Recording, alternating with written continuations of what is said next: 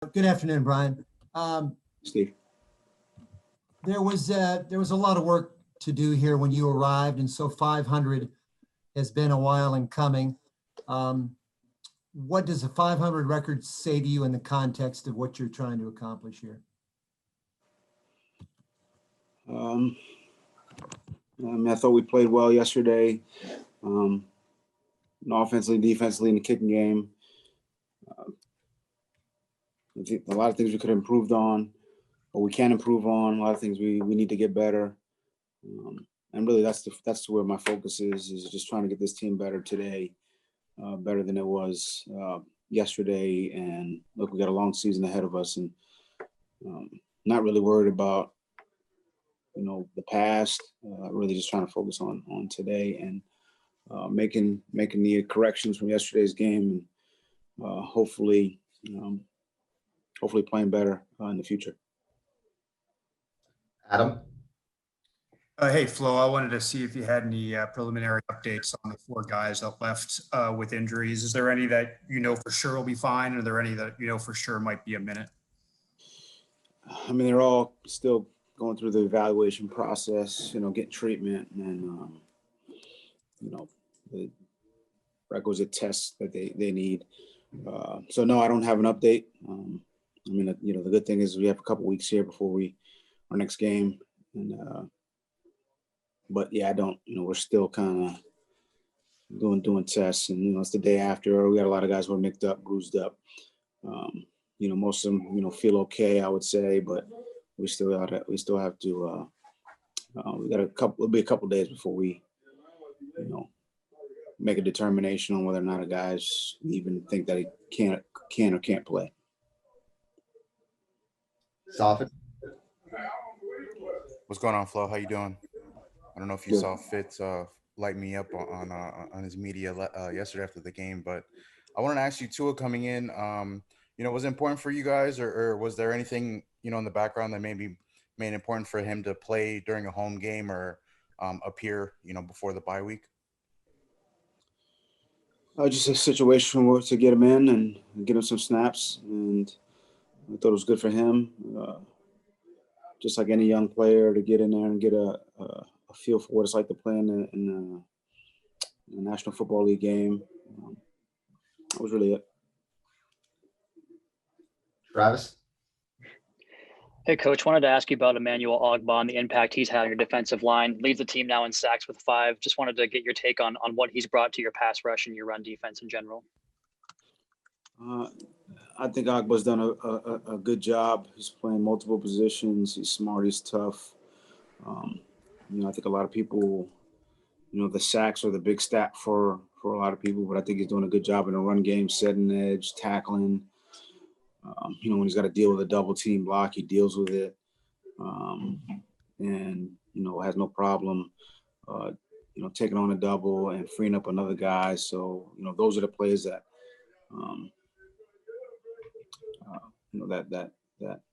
those are the plays that aren't the flash plays, but they're important plays for any team. Everyone's got them at every position. I think the flash stats like the sacks and interceptions and those things, they're just such a small percentage of the actual plays. And those are good plays. They're big plays, but they're such a small percentage. It's the other plays that, where he's done a good job, a really good job. We got a lot of guys who are like that. So, yeah, I've been pleased with him. Joe Shad? Hey, Flo. Third down defense has been as good as any team around. What in your experience separates just an average third down group from a very good third down defense? I mean, I think there's a lot that goes into it. Communication, execution. I think at the end of the day, talent, obviously. But communication and just overall execution, offensively, you're getting their best stuff on those situations. So your communication better be good,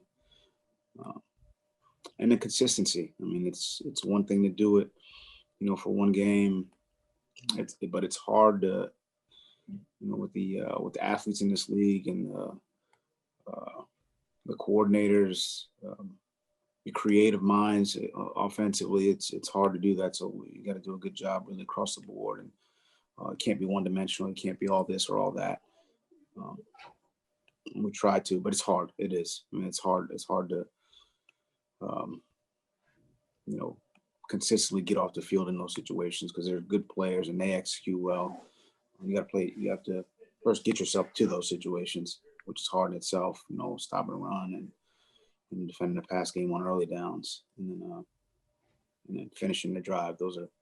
It's not easy, but you got to practice, prepare, and put your best effort out there.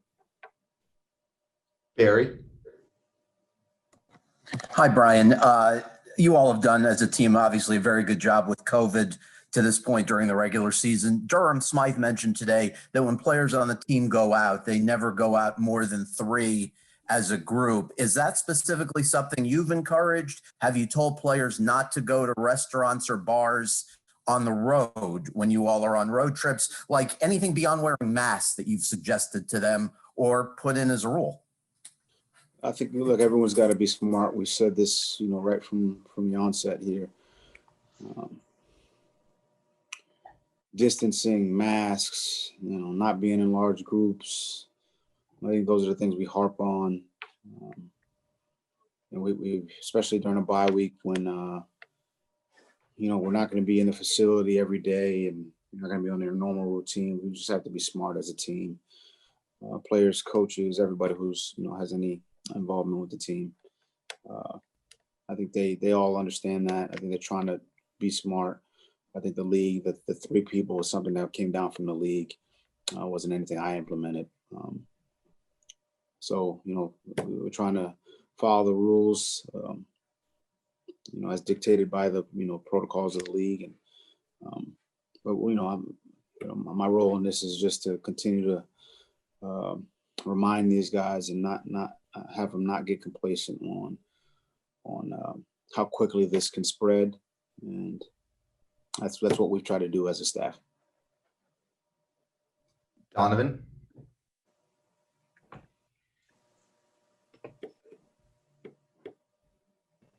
What's going on, Coach Flo? How you doing, boss? Good. How you doing? All right, Coach. Real quick, is this, as well as you guys have been playing these past few weeks, is this bye week coming at a good week for you per se, or would you rather keep playing since you guys have been playing so well, or is it just a great time to recharge the batteries as you guys move forward here going on to the season? I mean, we're just gonna look. It's on the schedule. We just play the schedule how it's kind of given to us. I mean, it's always good to get some time, recharge. As a staff, we'll evaluate really every aspect of what we're doing here, from schedules to personnel to scheme, or what we're doing from a scheme standpoint, offensively, defensively in the kicking game. What are we doing well? What are we not doing well? Do we need to play somebody more or less? Things that could potentially help our team. That's kind of what we'll use this week as well as taking some time to rest and get away from football and recharge and see our families and things like that as well. So I mean, it's if they put a game on the schedule, I'm always ready to go. But if they give us a bye week, then I'll take the bye week and try to improve our team as best. We'll try to improve our team as best we can. Steve. Brian, what are the things that you are most excited about from what you're seeing from your defense? I think the communication's been a lot better. I think they just situationally we understand. 3rd down, 2-minute red zone. Not that they didn't understand it, but as far as how important playing well in those situations are, I think they like playing together. They have fun. They have fun playing, and they celebrate each other. The good plays, They pick each other up when there's the not so good plays, and we're just kind of growing as a team. And that's really in all phases, not just defense. It's offense and special teams and defense. All right, we have one more question. Adam. Brian, I wanted to ask you a couple of the thinking of a couple of the inactives. Van Noy obviously was questionable. I guess he didn't quite make it. And with Jordan Howard, it's been 2 weeks now that, from at least our understanding, he's been a healthy scratch. What is the thinking behind that, and how is he handling what seems to be a demotion? Well, you know, Jordan's a competitor. I mean, he's a competitive guy, wants to be out there. And that's why he's here. I understand that.